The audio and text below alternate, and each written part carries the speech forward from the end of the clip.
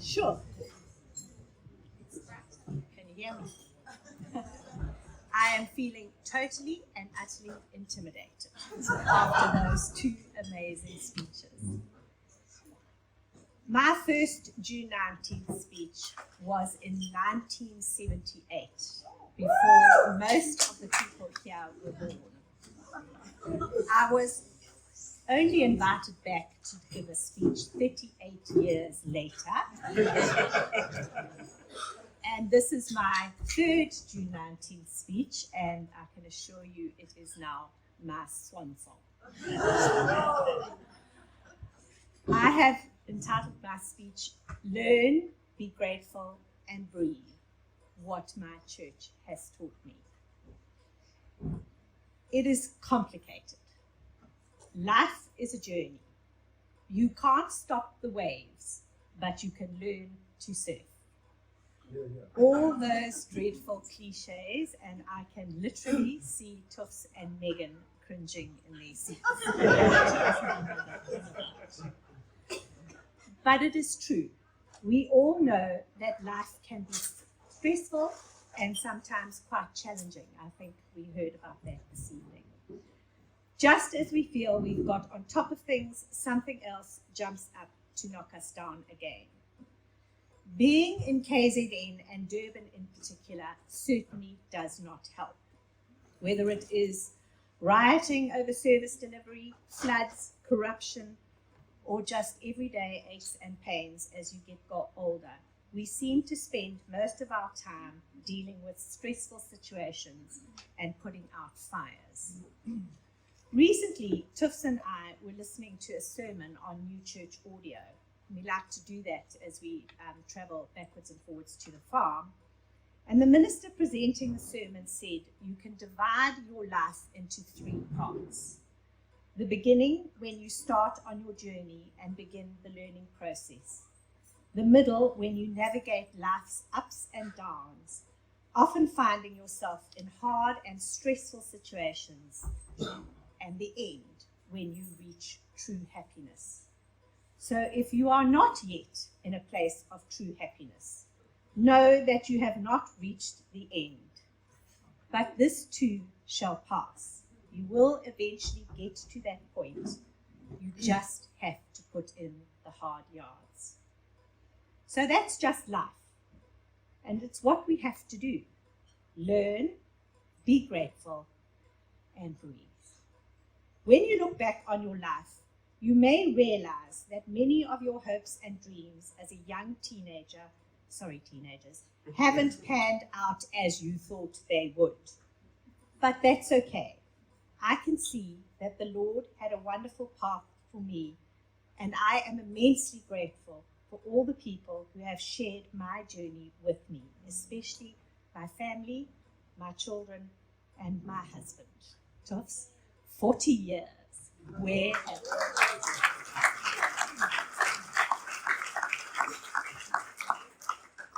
I am a Westville New Church person through and through. I grew up in Robert Herrick and I live in Westcott Road. The church has been part of my whole life and part of my family history since the church was established in Durban in July 1850 by James and Susanna Ridgway, who came from England. This is quite amazing because this was only about 70 years after the church was slowly being formed in England as people started to read Swedenborg's publications. Swedenborg himself never started a church. He was content to leave that up to people who were inspired by his writings. The establishment of a new church in Sweden itself, Swedenborg's own country, was actually banned until 1827. Mr. Ridgway brought copies of Swedenborg's writings in boxes with many other books. When the family settled into an abandoned house with mud floors in Umgeni Road, Mr. Ridgway opened all his boxes and he discovered that Durban's white ants had eaten up most of the books. But to his amazement, not one of the writings was destroyed. Providence was truly at One of the people who attended the services held by the Ridgways in their home was Alfred Cockrell, who later married the Ridgways' eldest daughter, Emma, who became Auntie Emma, and she was a leading light in the church. And so the Ridgway-Cockrell Alliance was born, and many of us can trace our families back to those early Durban settlers. My grandmother, one of my first teachers, Doris Mumford, who played the church organ. I can still remember my dad chivvying her up because she got slow and slow. She played until she was 85 years old, and she was a Ridgway. It's actually quite amazing how many Ridgways or Ridgway descendants there are in and around Durban. Many have immigrated, but every now and then I come across a distant cousin. Even our own headmaster, Bryn Barton's mom, is married to a Ridgway. I have yet to explore that connection. The early history of the establishment of the church in Durban is fascinating, and for those who are interested, there is an album which was presented to the Durban Society in 1987 by the great-grandson of our founders, Rex Ridgway, who, like so many others, lives in Australia. And we really need to update that history because it stops in the 1950s with the church in Musgrave Road. Tonight, and because I have the floor tonight, I would especially like to pay tribute to and appreciate our parents, who have been teachers to so many of us in many different ways, not just as teachers in Kanan, but just teachers in life in general. They were the leading lights in the 60s and were responsible for moving the church out to Westville in the 1970s. The Durban Society, or Westville New Church as it became, has been part of Durban for 173 years. And of course, we are celebrating 100 years of Kanan School. I think we can be truly proud of the beautiful church and school campus we have today. We are really a centre for the new church in South Africa. This would never have happened had it not been for the efforts of people like Gordon Cockrell, Danny Heinrichs, the minister who was here when I was born and after whom this church is named, my dad, Willard Mansfield, Gerald Waters, Malcolm Cockrell, John Frost, John Elphick, Morris de Chazel, and a few others. Many of that generation have passed on. I like to say they've graduated. But I would like to take this opportunity to say thank you to those of you that are here tonight. My dad, Auntie Serene, Auntie Prue, and Moira Frost. You are our elders. You,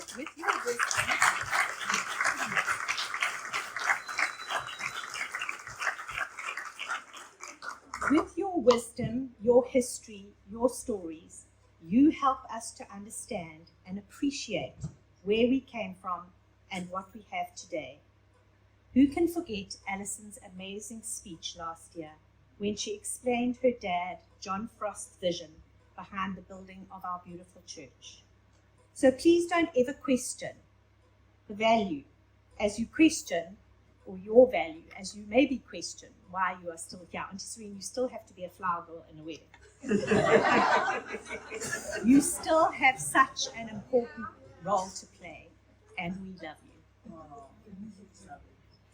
These are difficult times for the Westville community.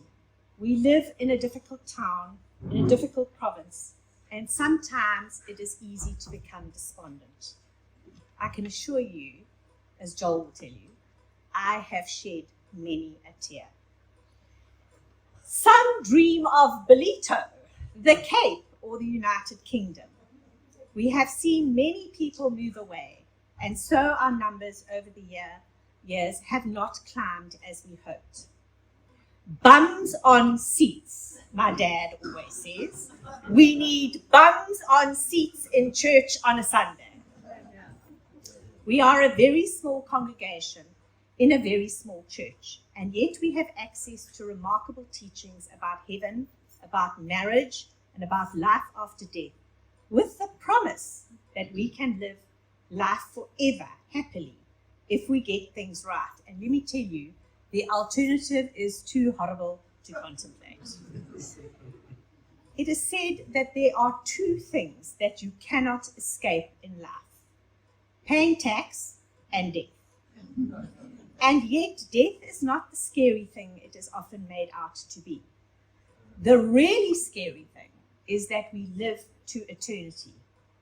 Once you are born, there is no escape from life. We spend years training for our future careers. From a young age, we write exams, we study, we make sure that we get into the best universities or get the best training our parents can afford. And yet we pay so little time focusing on what happens forever. Our church has existed in Durban for nearly 200 years, and yet we remain small. This is something that has really stressed me out over the years. You see these massive churches around us and wonder why we don't have the same appeal. However, I have come to accept that at the end of the day, the growth of the church is in the Lord's hands. We can and must work to help the church grow, but we cannot force it to grow. Every person is on their own spiritual path, and so all we can do is continue to do our part and leave the rest up to the Lord. The writings themselves distinctly say that the church will be at first among only a few people. In a great article about the growth of the new church and a recent edition of New Church Life, Daniel Fitzpatrick wrote, "Churches, like human beings, grow organically. That is, by following interior processes that involve human freedom and reason. Just as we cannot force a child to grow up, so we cannot make a church grow faster than the interior processes allow. These inner processes involve individual people choosing to learn truths and then live by them, in the process shunning any actions that defy what truth teaches. This happens not quickly, but over a lifetime." But Swedenborg also said that Africa is one place where the church would grow. Throughout his writings, Swedenborg emphasizes the spiritual quality of Black Africans. Could this be our legacy? That we played even a small role in helping the Lord found a strong new church in Africa. Just as there is a rich history of how the church was established in Durban, there is also a fascinating history of the development of the church amongst Black Africans, including South Africa and Lesotho. I'm not going to go into detail about that tonight because we would be here all night, but I really urge people to read up about it. As an aside, many of those who advocated for the abolition of slavery in the 18th century were readers of Swedenborg. One such person was William Wilberforce, who is generally considered ultimately responsible for the abolition of slavery in the British Empire in 1833. And do you know that at present there are more children in new church schools in Africa than there are anywhere else in the world? And the majority of new church people are actually African. So you can see that despite all the negativity, there is so much that is positive happening around us, even if we cannot see it. You just have to follow Curtis Childs and his team on a site called Off the Left Eye to be amazed at the connections which are being made. Off the Left Eye is a very bizarre name, but it has to do with being ready for spiritual instruction. This YouTube channel, and it really is fascinating, offers videos for people looking for new spiritual ideas, and it has 155,000 subscribers. Every day, the team interacts with people from all over the world, every walk of life, every faith tradition, every economic level, and every state of mental health, with people who are struggling with the serious questions of life. There's so much confusion and suffering in the world today, And through these videos and interaction with people, the team is able to give some wonderful advice and information. I actually always enjoy reading the comments because afterwards people can come back and comment and see how they respond to the material which has been presented.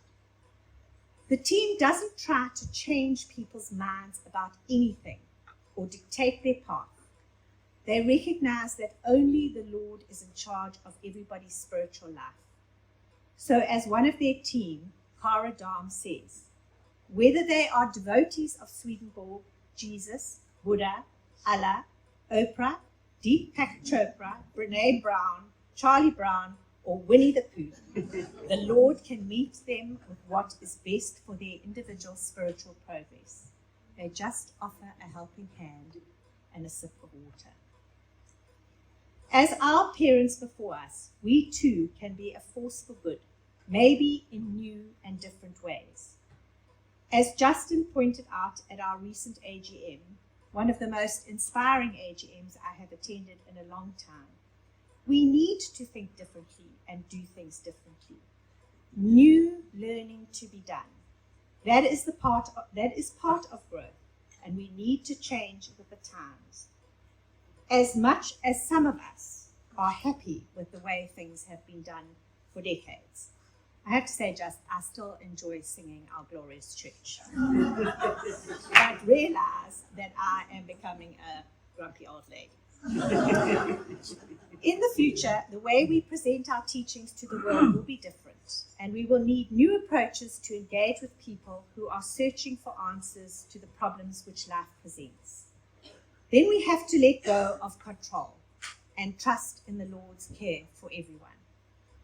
So over the last 60 years or so, I know that as my mind and heart have broadened and expanded, I've come to understand what the church really is. The Lord is in each of us. The Lord is guiding each of us in every moment on the path, hopefully, toward our own eventual spiritual happiness. It is a central belief of the new church that human betterment cannot be imposed on people from outside. It must come from within people who are living in a state of freedom out of their own choice and free will. We are all doing this work as we struggle along towards eternity. We are each growing an individual church inside of us as we try to figure out what is true and try to live accordingly. All religion is about life, and a life of religion is to do good. As we raise our families, engage with the community, work for our church and our school, we are all doing the Lord's work in our own way. We don't have to be brilliant. We don't have to be exceptionally well educated.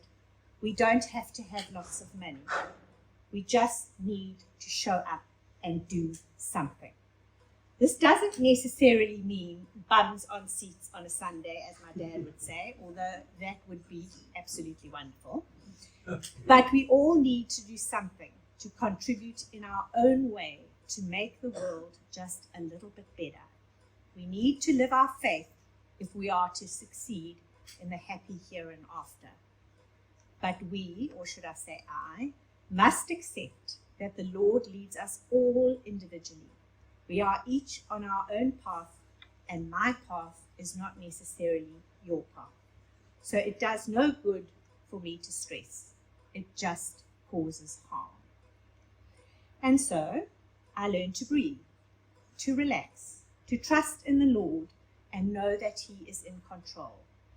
We are told that those who trust in providence are being carried along constantly towards happier things, whatever appearance the means may present. And the extent that anyone is in the stream of providence, she is in a state of peace. So in closing, I ask you all to close your eyes and take a deep breath and listen to the short meditation which is conducted by Pastor Chuck Blair every morning as he engages with people on New Church Live on Facebook. Deep breath, close your eyes. Be still and know that I am God. Be still and know that I am. Be still and know that I. Be still and know that. Be still and know. Be still. Be. Thank you.